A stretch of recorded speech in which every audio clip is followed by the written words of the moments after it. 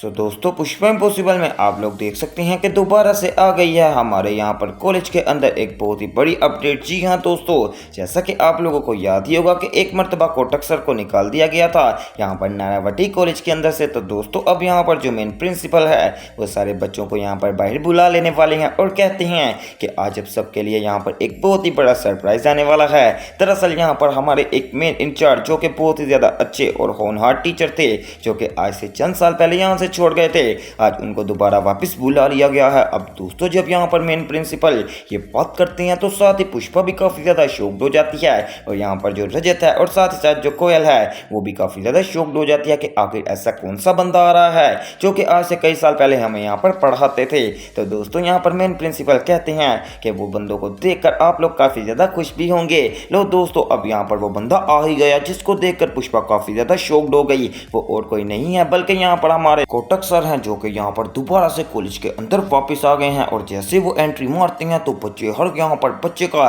रंग उड़ जाने वाला है, क्योंकि दोस्तों ये सर कभी भी किसी के नहीं बने और हमेशा से पुष्पा की जान के दुश्मन बने हुए हैं। जैसा कि आप लोगों को पता ही होगा कि यहाँ पर जो जैसे पहले नैना हर बात पे पुष्पा के खिलाफ हो जाती थी, बिल्कुल इसी तरह यहाँ पर कोटक सर भी हर बात पे खिलाफ हो जाते हैं पुष्पा के। अब दोस्तों जैसे ही कोटक सर आते हैं तो स्टार स्टूडेंट यहाँ पर तालियां वगैरह बजाना शुरू कर देने वाले हैं। तो साथ ही कोटक सर कहते हैं कि कोई बात नहीं, तालियों की ज़रूरत नहीं, बस मैं अपने उन बच्चों के लिए वापस आया हूं जिनको मेरी ज़रूरत थी। अब दोस्तों पुष्पा को याद आ जाता है कि आखिरकार कोटक सर को किस तरह निकाला गया था।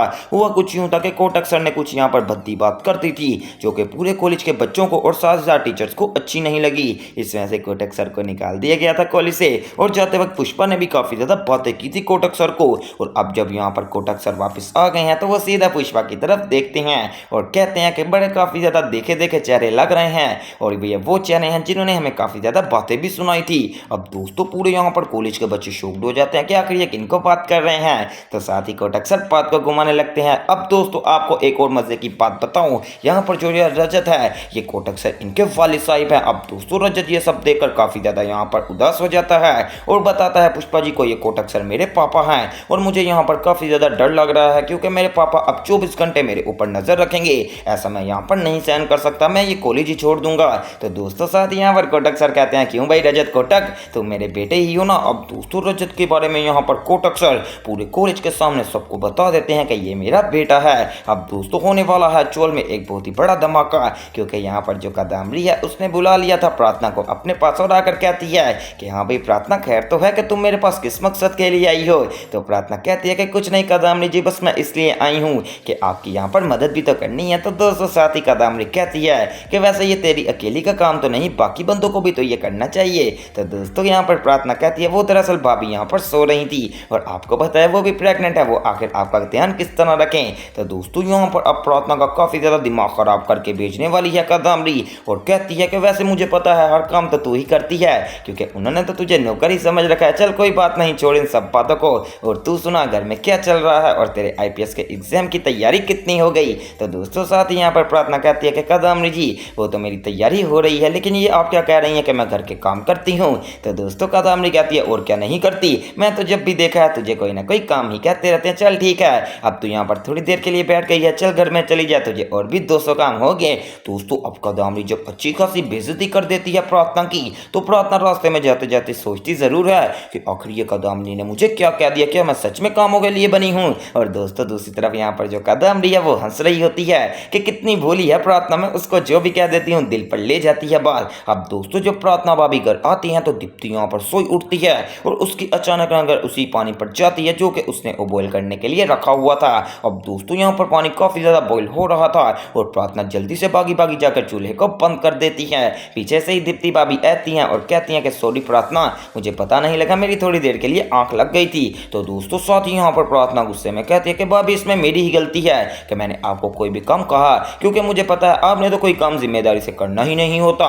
ये बात कहकर प्रार्थना गुस्से में वहां से निकल आती है। दोस्तों वैसे मैंने आज तक प्रार्थना को इतने गुस्से में बात करते नहीं देखा जितना आज उसने यहाँ पर दीप्ति भाभी के साथ गुस्से में बात की। अब दीप्ति भी सोचने लगती है कि आखिर ये प्रार्थना को क्या हो गया, पहले तो कभी इसने ऐसा काम नहीं किया था और यहाँ पर वो ऐसा क्यों कर रही है। तभी दोस्तों यहाँ पर प्रार्थना को बात याद आ जाने वाली है कादम्बरी की कि सच में मुझे तो घर वालों ने काम करने के लिए ही रखा हुआ है। अब दोस्तों प्रार्थना इस बात को अपने सर के ऊपर हैवी कर लेती है और मन ही मन में ये बात भी पक्की कर लेती है कि मुझे अब अगर किसी ने भी कोई काम करने को कहा मैं उसका काम नहीं करूंगी और मैं सीधा सीधा कह दूंगी कि जिसका काम है वो खुद अपना यहाँ पर काम करे। इसके बाद दोस्तों यहाँ पर प्रार्थना बैठ जाने वाली है जाकर सोफे के ऊपर और मोबाइल यूज करना शुरू कर देती है। इतनी देर में दोस्तों यहाँ पर स्वरा आने लगती है और स्वरा आकर कहती है कि प्रार्थना चाची क्या चला रही हो। तो दोस्तों यहाँ पर प्रार्थना कहती है कि स्वरा बेटा कुछ भी नहीं, तुम जाओ अपना होमवर्क करो या फिर बाहर जाकर खेलो। तो दोस्तों आपको भी पता है कि स्वरा कितनी जिद्दी है। वो कहती है कि नहीं प्रार्थना चाची, जब तक आप मुझे नहीं दिखाओगे मैं यहाँ से नहीं जाऊंगी।